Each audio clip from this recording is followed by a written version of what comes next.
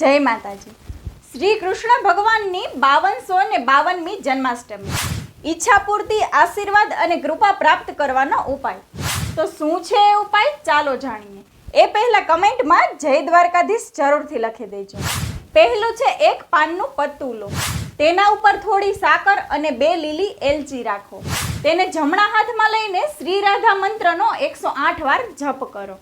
જપ કરતી વખતે તમારી ઈચ્છાનું મનમાં સ્મરણ કરો। જપ પૂર્ણ થયા પછી ઘરમાં જ્યાં શ્રી કૃષ્ણ જન્મોત્સવ થઈ રહ્યો હોય ત્યાં તેને અર્પિત કરો। આ વિશેષ મહાપર્વ પર કરેલા શ્રી કૃષ્ણની વિશેષ કૃપા પ્રાપ્ત થાય છે અને જીવનની દરેક ઈચ્છા અને મનોકામના પૂર્ણ થાય છે। સુખ, સમૃદ્ધિ અને શાંતિ સાથે આશીર્વાદ મળે છે। આ વર્ષે ભગવાન શ્રી કૃષ્ણનો 5252મો જન્મદિવસ છે। આપણે સૌ ભક્તિપૂર્વક ઉજવી રહ્યા છીએ, તેથી આ અવસર પર કરેલો આ ઉપાય અત્યંત ફળદાયી બનશે। તો આ વિડીયોને તમારા ફ્રેન્ડ અને ફેમિલીમાં જરૂરથી શેર કરજો। જય માતાજી।